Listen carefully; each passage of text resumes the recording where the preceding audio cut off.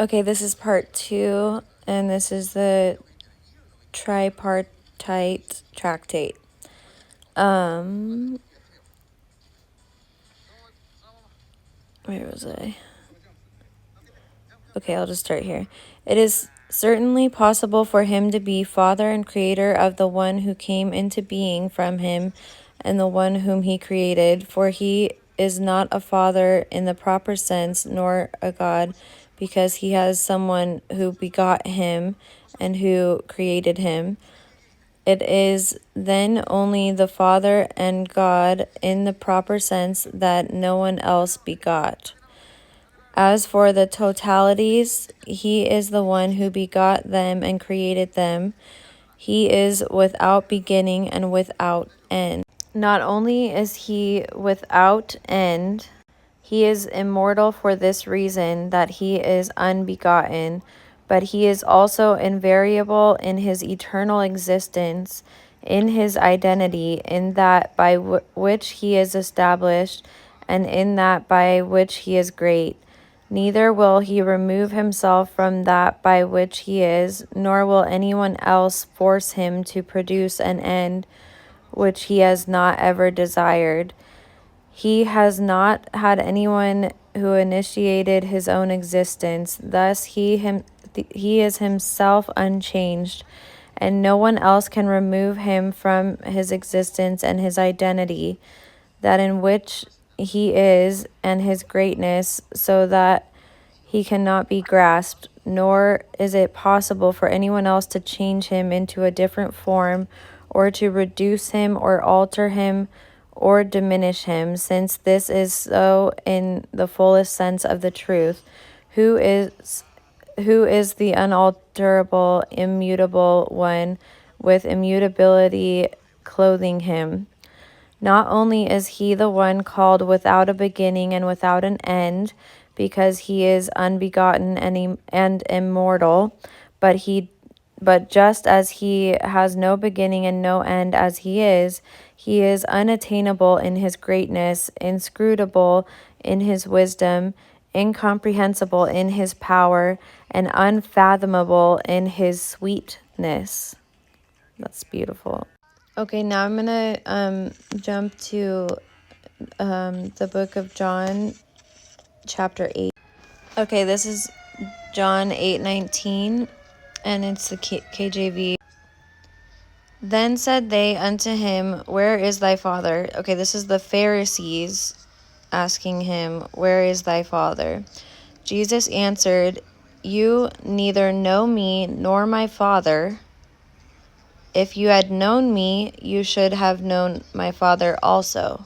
Okay, do you realize what is being said there by Jesus, by our Messiah?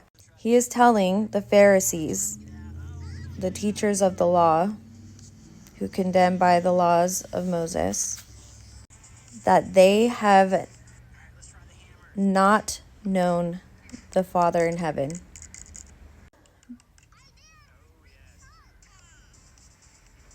You neither know me nor my Father. If you had known me, Jesus is saying, you should have known my Father also. Now I want you to think about this and go to Jesus in prayer and ask him any questions you have about what this means for what certain things that are written in the Old Testament and the Torah. Seek Jesus humbly and ask him for his truth. And also here where it says that the Father in heaven is unattainable in his greatness, inscrutable in his wisdom, incomprehensible in his power, and unfathomable in his sweetness. And remember what is spoken in John as well is that in God, the Creator, there is no darkness, no malice, only pure light and love, right? So his unfathomable sweetness.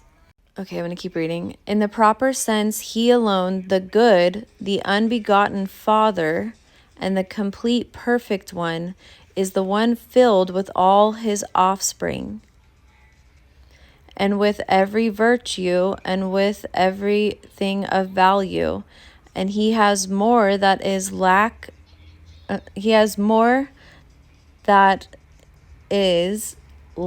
of any malice, in order that it may be discovered that whoever has anything is indebted to him because he gives it. Okay, hold on. I want to look at malice. Okay, the word malice in Bible Strong's Concordance means wickedness, malice, evil, depravity, evil, trouble, labor, misfortune, wickedness, vicious disposition, spite, bad or evil. The Hebrew equivalent, often associated with the Greek word kakia, is, which also denotes evil or wickedness. In the New Testament, it refers to a state of moral corruption and wickedness. It encompasses a broad range of evil behaviors, Jesus clock, behaviors and intentions, including malice. Okay, so let me read that again. The unbegotten Father and the complete perfect one is the one filled with all his offspring, and with every virtue, and with everything of value. And he has more that is lack of any malice, in order that it may be discovered that whoever has anything is indebted to him, because he gives it, being himself unreachable and unwearied by that which he gives, since he is wealthy in the gifts which he bestows, and at rest in the favors which he grants. He is of such a kind and form and great magnitude that no one else has been with him from the beginning, nor is there a place in which he is, or from which he has come forth, or into which he will go, nor is there a primordial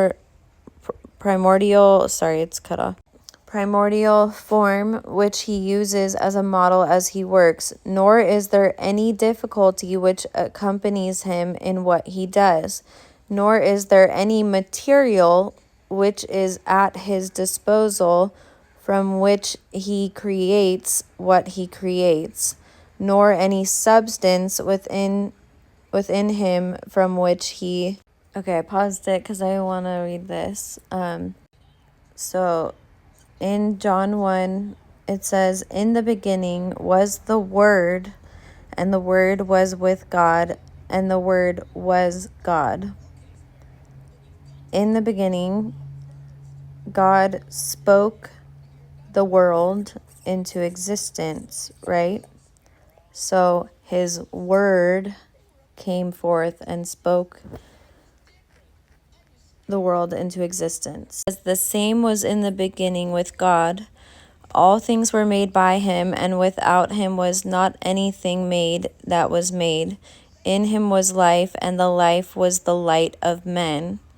And we know that we are the children of the light, right?